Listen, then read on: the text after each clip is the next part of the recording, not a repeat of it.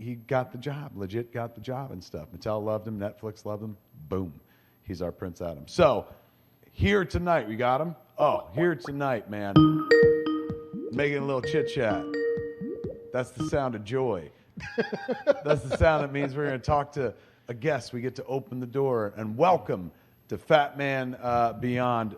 He-Man himself, ladies and gentlemen. Prince Adam, I give you Chris Wood.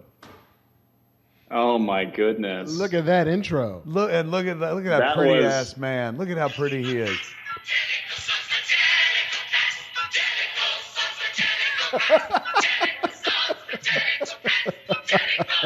Somebody's been listening to the show. Reminiscing about this is it's actually as Winter Garden Theater. I was gonna say My first Broadway show I ever saw, Kevin, was Cats. I've totally forgot as we were sitting here going, nobody's going to care about us talking about Broadway. There's one guy waiting to be on the show who was like, I'd love it if it was all... having the time of my life. This was like Batman Broadway edition. I loved it. Give us your full rundown of every Broadway show that you've ever seen. And when you say Broadway, do you mean... I mean Broadway. Like seeing it on Broadway. You're not just live theater. It's what you have seen. No, man, that's where I got my start. That was my whole the stage was my whole thing. You'd have to sit here for like 3 hours to hear all of the shows I ever saw. Are you serious? So wait, it's got a soft place in my heart still. I remember when I was working on Supergirl. At one point, Melissa was just like, he was in Sweeney Todd. And I was like, what? Were you in? You were in Sweeney Todd? With Victor Garber? True, yeah. Yeah. Yeah, that's right. He was in Sweeney Todd, and he has worked on a Victor Garber adjacent show. Yeah. I'm saying before, I'm like, Ben Affleck's my last card. I'm turning to Chris Wood to make that Victor Garber connection. What? Hey, guys. Hey, man. How are you, sir? What's going on? Wait, you were a musical theater guy, correct? My thing, man. All through college and high school and growing up, that was like, aside from making movies on my Super 8, that was my other hobby. What is, look, for those that don't follow very closely, Chris has acted for a long time. I met him playing Mon-El when I was directing Supergirl episodes. Of course, as I said, he's playing our He-Man. What was the vampire show that Muse loves that you were on? The Vampire Diaries. Yeah. Vampire Diaries as well and stuff. And he's a wonderful actor and he's a gorgeous human being. But you're always you have the kindest intros in the world, Kevin. I come on just blushing every time I talk to you. He's wonderful. But this is what I want to lay out there. He is a fucking hell of a writer. Outstanding. Oh, wow. It's still going. And you know that, like, and I'm not just saying it to butter him up because we could totally just talk about He-Man and that's it. But, like, I've read a script that he wrote that took me back to 1994 where I was like, this is what I felt like when I saw indie film. Like, it reignited a love for indie film because the film was impressionistic and wonderful and original and singular in vision and stuff. And nobody will ever make it. All of the qualities of a terrific independent film. He got some pushback on the movie. Some people like, this? What? But he wrote, didn't you write a script that went someplace legit and whatnot? Are you allowed to talk about that? I did, yeah. Yes. It's not public yet, but we're That's not public? Soon. That wasn't in the trades or anything like that? Not yet, man. It's still like under the table wheeling and dealing. All right, well, we can't say what it is, but I can tell you right now, it's like it's something that you and I would work our whole lives to achieve, and we've been doing, and all we have is writing. And this motherfucker has everything in life, and he's about to have that as well. But well worth it because he's wonderful at the written word. What do you attribute that to? The written word? Yeah. How come you're such a good writer? Oh, well, thank you, first of all. Writing, I always kind of did it. I think I was like you, Kev, where when I was a kid, no one was giving me pages to shoot or to have my friends put on plays in the garage, so I had to write my own words. So I've just kind of always done it. I remember writing plays when I'd write up 30 pages of a script when I was 13 years old and hand it out to my cousins, and we'd perform it for all of our aunts and uncles and grandparents. Kind of have always done it.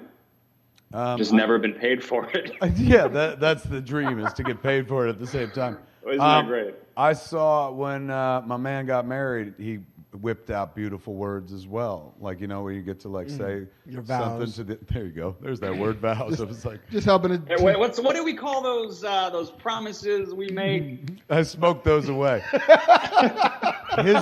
Even his vows were like beautiful, like incredibly well fucking written, beautiful choice of words. Look, My missus. oh, I mean, yes. And then who Water. went first? Was it you or her? Who went first? First, and that's why I couldn't speak through mine. Yeah, both of them got real beautiful. The thing Oh, is, man. I knew Woody was a writer because I'd read his script and whatnot. Didn't the homegirl open with like, "I'm not a writer," and then dropped like one of the most beautiful fucking speeches that you've ever heard in your life? It was really great, really special to be there for him, man. Point is, this kid writes you were as there. well. Point is, Outstanding. one day he's going to take my advice and write himself his own fucking lead in the movie that he should make, particularly that one that I love, and make a movie because he's got all the ingredients. Like, some like me, Thanks, I was man. like, I want to make a movie, but like I had to hire actors and shit Mm. like that. Well, not hire, but beg them to be in it. Thank God they were. But like he could write himself a part and be that fucking part and direct himself in the part because he's been on enough sets and knows how the process works. So what you're saying is he's unfair. Yes. Yes. I don't want to say it in front of him and embarrass the man, but yes, it is unfucking fair. I'm so sorry.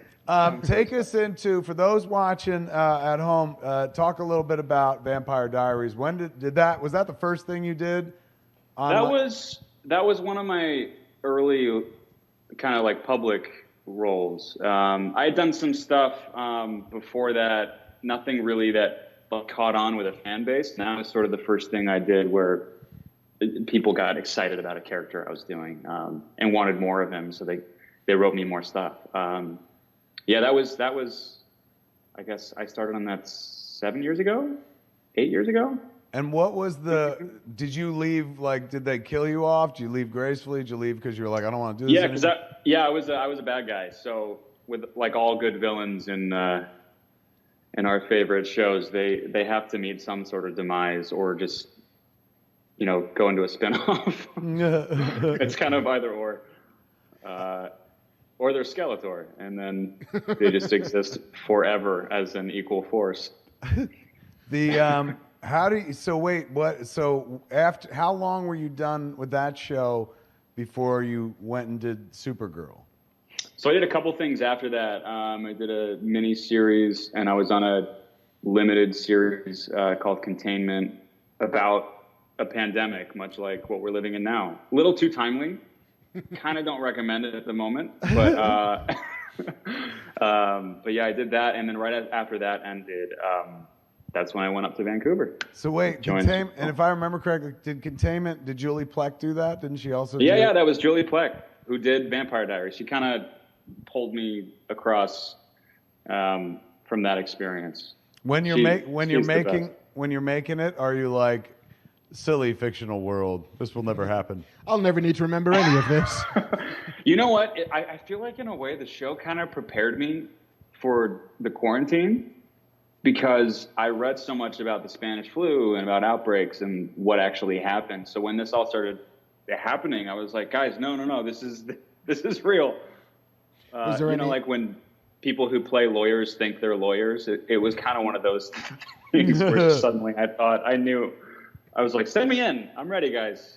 Fly Was me there, over. was there any containment Zone. swag that you got to keep? Like, oh, they sent me all these masks. I got all of these masks. I wish. I think I have some dog tags, and that's about it.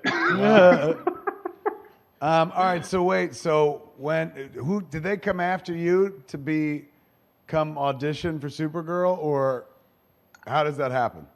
That was the first time in my career where I got offered something without reading for it. which was kind of amazing. And I played hard to get for a second because I wasn't sure if it was the right color spandex. I was always more of a Batman guy than a Superman. And then eventually it clicked. And apparently there was some part of me that knew I was going to meet my future wife and the mother of my children. So I guess it all worked out. I mean, yeah, and aside from just getting to play like a hero and stuff, it gave you the rest of your life. The rest of my life, which is a pretty lucky thing to get from a job. Usually the job doesn't serve you that. So that was pretty fantastic. And there are very few people like that can walk away from the CW like going, and that built the rest of my life. You know what I'm saying? Like that's well, huge. It does match the network that matches my initials should promise me something like that. I think it's somewhere in the rule book. I don't know where. I just put that together. Like the Wendy's girl walks into Wendy's and is like, I will take all of your hamburgers. I'm Wendy. When they gave you the suit finally, which is something like, you know, for the run of the show was something you would look forward to, and then finally they do give you the suit. Looked tight. How was it? Uncomfortable as it looked? Oh yeah, they're terrible. It's the worst thing you'll ever wear in your life. It's it's like a giant, which a onesie is known for comfort and relaxation and too many zippers. This is as few of zippers as you can have, including no accessibility to use the restroom. And you really can't move in them. It kind of squeezes your everything. If there's a thing that can be squeezed, it is squeezed by the spandex. So things are going, like your elbow's going up to your shoulder and you're not really sure why, and you know that you're not controlling it. It's an odd experience, but yeah, I'll tell you what, those lunch breaks were always it was like a great release to unzip the spandex and just like lay on the couch. Tell them what it's like to be up on the harness thing, man. When you have to do flying shit, when you have to the green flying's screen. Fun. It's that's one of the really that's when you feel like you're on the trampoline in your backyard as a kid, fighting the invisible villains. It's literally the same thing, except someone is doing the jumping for you with a rope, you know. But that's when you get to play and you feel like a kid, and those are my favorite. The big action sequences. They're a bear to shoot because they take days to shoot 2 minutes, as you know. But when you're actually doing the thing, that it's a great time. How long before you think, like, because I know it ain't happening now.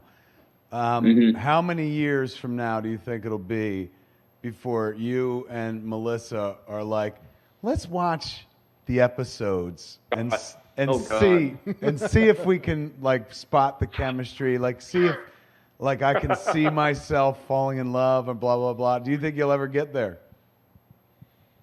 I think it's probably all over every second of every frame.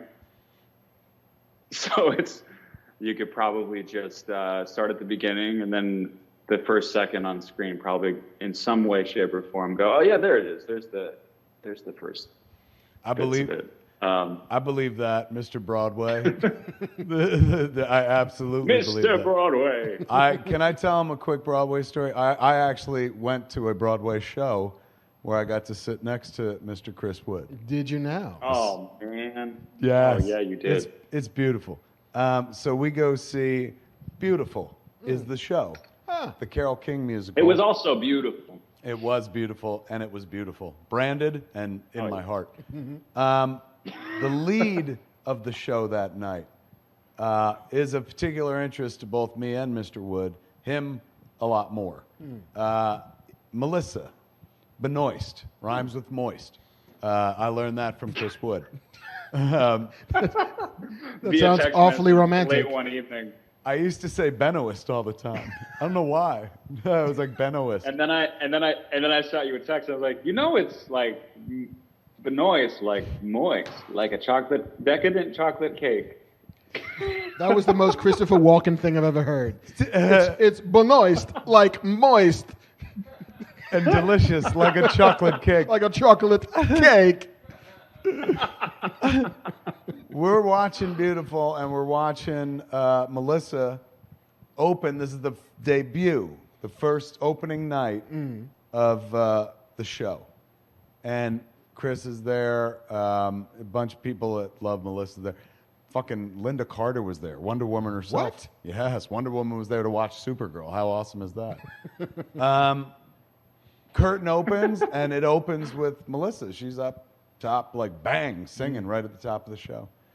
And I'm sitting right next to Chris Wood, who is crying, those joyful tears of seeing his lady love dream come true. She always wanted. Is that her first Broadway performance? It was. His face was moist. First and last. First and last. She's not going to do it again? No. I'm just kidding. I know. No, it was her first. Lifelong dream. She was like that. That's what she. She's like Chris. She's a theater kid, a couple musical kids and stuff, drama kids. So the idea of Broadway, You can say nerds. It's okay. Drama nerds. The idea of Broadway, that was the goal. It wasn't like one day I'm going to be Supergirl. That was the surprise and the delight where she met the love of her life and stuff. But the dream was Broadway, and her dream came true. And as if the curtains open and Melissa was crying, of course, people would forgive it because they're like, oh, look at her dreams coming true. The fact that he was bawling, I was like, oh my God, she's got the right guy. All of the joy he felt for her joy as she was concentrating on doing the very thing that she dreamed about doing, performing. So she can't just stop the show and be like, can you fucking believe this? Which is how she feels inside. He's expressing for her just by emotional. He was crying. It was one of the most beautiful things, man, in the world. I'm not ashamed of it. No, Nor should you be. You shouldn't be. It was so fucking wonderful, so supportive. But he is a point of the story. Such a Broadway kid. I too was sitting next to. You could say I'm a Jellicle kid. You're a Jellicle kid. Somebody could explain that. I too was sitting next to Chris Wood when he was crying, but it was in New Orleans in the waiting room to shoot a scene for Reboot, and he's like, "Listen, I got to fly back to Vancouver, and my flight is 20 minutes from now, and we haven't shot yet, and it's 4 a.m., and I'm a little bit daffy in the brain." Yeah, we were drinking. We were on coffee number 4. Yeah, this was says 5 a.m. and I looked at my watch and I went, "Oh, my flight's at 6:30." Anytime you're ready, Kev. We got it done. The boys were so sweet. They came out. Chris and Jesse Rath came out, and they're in Jay and Silent Bob Reboot during Chronicon. If you haven't seen it, on Amazon Prime. With the most extensive and detailed backstory that any limited amount of screen time has ever had in the history of film. There's a story in those eyes if you look closely. Oh my God, he's working. But he's sitting next to Mr. Mark Bernardin. Yes. Throughout the night. And we ran up against it. What time did we finally shoot, you guys? It must have been I don't even remember. 5:15 or something like that. And then rushed him to the airport so they could get on a plane and go back to Vancouver, correct? That's right. I had to get back to work. Such a special... Oh, but it was such a blast, though. And thank you again for letting us come out and play. That was such a trip. It just means that one day your kids are going to watch that movie and be like, they're both in this terrible movie? Who are Jay and Silent Bob? Was this before you guys met on Supergirl? Why would you be in a movie like this? Let's talk He-Man. What have you done? Had you done voice work prior to He-Man? So when I was broke living in New York, in between babysitting for 3 boys on the Upper West Side to make cash so I could support my acting aspirations, I bought a little USB microphone and I joined this, I can't even remember the name of the site. It was some freelance voiceover site. where you join and you can record audio samples and submit auditions. And that was the only voice work I had done. I was making like $100 here and there, doing a voiceover for a animated, "Hey kids, don't run in the cafeteria," like a school PSA, or I did some military PSA teaching soldiers etiquette in the barracks, and so strange. But that was all I had done. Tell them about how what acting in front of a microphone is like, because it is acting, and in some ways, Oh yeah, it's way more acting than one can do on a camera. On a camera, one can be subtle. You can't be subtle behind a microphone. You got to communicate emotion just with the voice. Tell them about it. you know, it's so funny. I would describe voice acting as incredibly physical work. Whereas camera acting, it's all, you know, it's what you're feeling. They say it's through your eyes, which actually means they're seeing through your eyes to your soul, right? If you're feeling something, we'll see it. But for voice acting, we don't see anything. It's all voice. So you really have to take the feeling and elevate it. And sometimes it helps to physically express it. And so people sweat in the booth and they get, you know, they grit their teeth and they stomp into the ground, and really, you have to really dig in to grab the emotion and kind of amplify it. Otherwise, you're just kind of talking like you do on film and nothing's really happening and no one cares. Which is sort of what American acting is a lot of the time. We kind of just try not to seem like we're interesting and then care about anything. Is that the secret to acting? Did you just let it? The secret. Is that all acting or just CW acting? What kind of acting are we talking about? I'm actually doing a masterclass series on CW acting. early 20s acting, and basically the first lesson is to speak as monotone and enunciate as little as possible. Fucking worked out. You married Supergirl, Listen. for heaven's sakes. Listen. Mumble away, kids. That's what your future looks like if you can mumble your way through a performance. So what you're saying is Mumblecore. voice acting then is very much like theater acting, where like you've got to play to the back row, right? Like you can't see that person's eye from 100 feet away. Guy. Right? This fucking guy. Mark You made finding it. a way to bring it back to cats. Thank you. Fucking excellent job. Now there's a writer. Mark Bernardin is a writer. Midnight and the kitties are sleeping. Yes, your theater training really comes in handy in that shit. I never fucking put that together. Yeah. Because you learn how to take a truthful feeling and amplify it. That's what the best stage acting is, right? An emotion that an actor is feeling that can reach the back of the house. And with voice acting, it's that same sort of thing, but your relationship is with the microphone. And it needs to go through the microphone and then into the character, and then the audience gets it. So there is a learning curve. I feel like it takes a second. Hopefully we got it right. Now It's so fun. You are way younger than us. So I don't know if, like, was He-Man in your wheelhouse growing up, or that was before you? He-Man was on. We didn't have cable when I was a kid because we didn't have the money for it. So I was watching. They were rerunning it on. I'm trying to think what network it would have been. I can't even think of the names of what they were back then, but they were running. It was the rerun after the original series had aired. Because I would watch that and I would watch X-Men. Those are my cartoons. Where'd you grow up? New York? In Ohio. Ohio. Idaho? Yeah, Dublin, Ohio, home of Wendy's. Yeah, Oh, that's our. well, it all That's comes true. That's around. where Wendy's begins, is in Ohio. Yeah, and there's a callback to Wendy. So This guy. There's a full there's circle, a and we there's all a should writer. There's a writer. There's a writer. High five. Clang.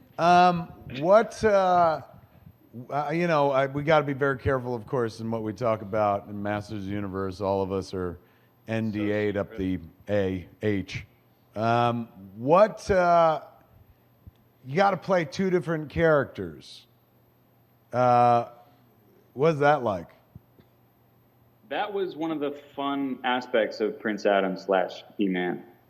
It's finding these very different placements for the same person, right? So it has to feel like the same character, but that their emotional states are right. Prince Adam is sort of in a different place.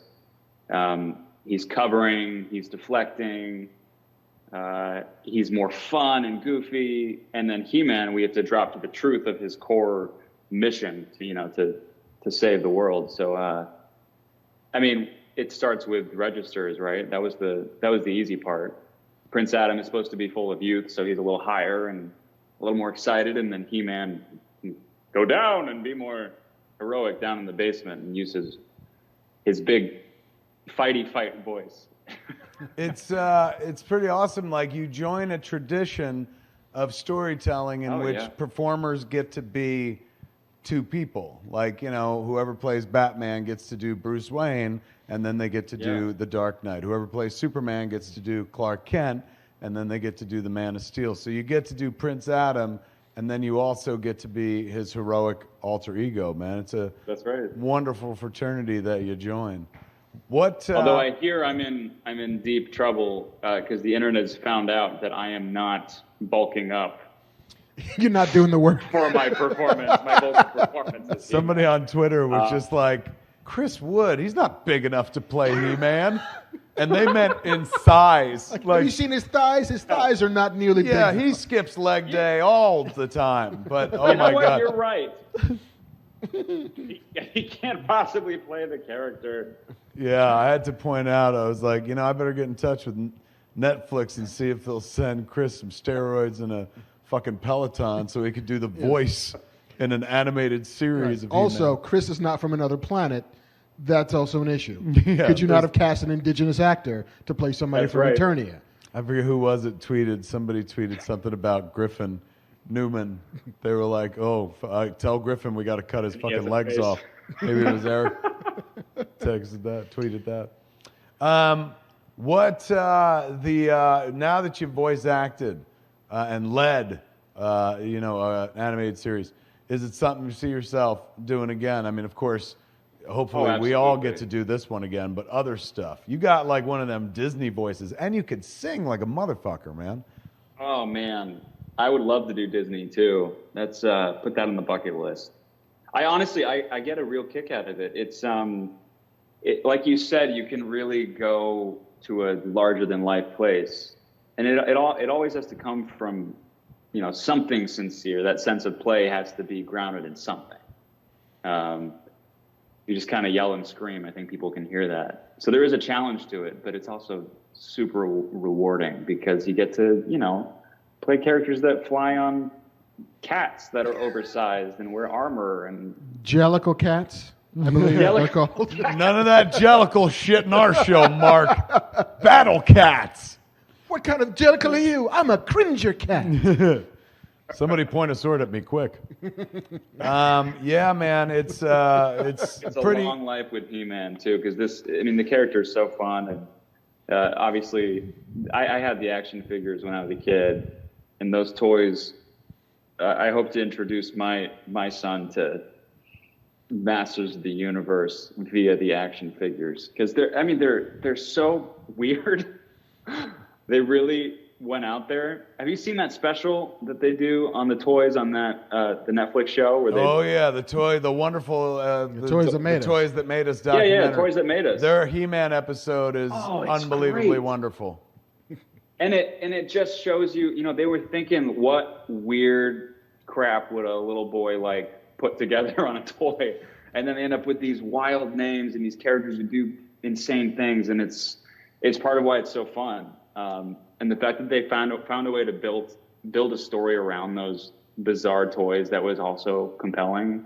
Thank God they did. Series 30 years later, it's amazing. Thank God they did. We all have fucking jobs, all three of us.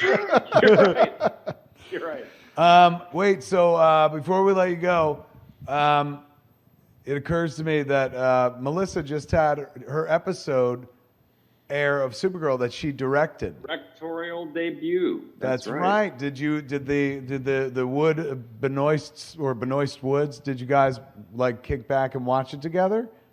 We didn't because we don't have cable. So, don't let CW hear that, or perhaps do, and they'll pay for cable. Why don't you have cable? Where are you quarantining? We're in California, so we're home, but we're usually not home. Right. Oh my gosh, that's right. Fortunate actor, you moved to California to never be there. I was shooting in New York and she was shooting in Vancouver when this all started, and we were lucky to get home quickly. But yeah, I mean, we don't spend that much time in our house, so we don't have cable. Wait, why? Tell them. Little factoid. Tell them why you were in New York. Was it that's been announced, right? Yeah, for 30-something else, which is an ABC show that hopefully, knock on me, hopefully ends up going when we get out of this situation with COVID. Yeah, it's a reboot of 30, another 80s classic. Oh my God, you'll have content. Two. Yeah, you'll have fucking Masters of the Universe and 30-something. I watched 30-something in real time when I was a kid. I love that show. My mom watched it, so I watched it with her and stuff. So I know all about Hope and Michael. And I saw that they were redoing the show, and then I saw that fucking Chris was involved. I was like, what? And I texted him, are you fucking for real and shit? And you're playing Hope and Michael's. Did they announce that? I don't know. Yeah, I'm their son. So he's tied in. He's legacy character. Legacy characters. To like, legacy. That's what it's all about. Fucking dope, man. So, I mean, I can't wait to watch that. But I have seen and heard 4 animatics so far on Masters of the Universe. And oh, man. Your performance I cannot wait. It's wonderful. You did a great, great job. It made me proud as the guy who was like, you know who'd be good? This guy. Put you forward. This guy, and they're like, "Who's that?" And you're like, "Hang on."